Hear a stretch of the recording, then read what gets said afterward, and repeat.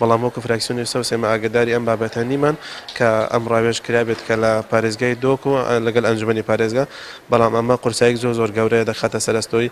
فەرمانبەران ئێمەش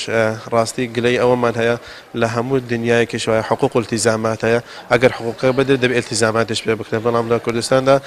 فەرمانبەر حقوقی پێ بە تەواوی نادرێت التیزاماتەکەش تەواو پێ دەکرێت ئەمەش قورسایك زۆر گەورەیە. ئەو بریارە پارێزگارێ دووکێدای ئەس نزانم کە وەک پارێزگار ئیدارە پارێزگار لەگەل دەستای سەرۆکاتی ئەنجومەنی ڕاوێژە گەل هاتیەکردن یان نا بەس وەک ئەس وەک ئەندام ئەم نەهاتیمە ئاگاهدارکردن بۆ vê biryarê ku yani istîşarewan pê hat bîtekirin.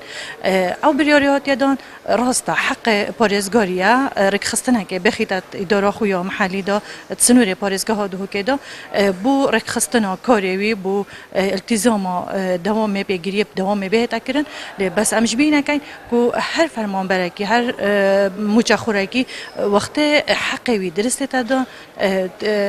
مقابلی وی التزام کا درست جی لازمه بهت دا دوره دا ام بینین کو هر مجخوره کی راتبه وی تمام نهاتیه یعنی تمام نهاتیه کو التزام بکتن راستا بیت بارگرانی کا زور سر فرمانبری ام بینین الحکومت پیدا چونه که جای کدیت توان بریارت خدا بکته و اوا پاشکوتی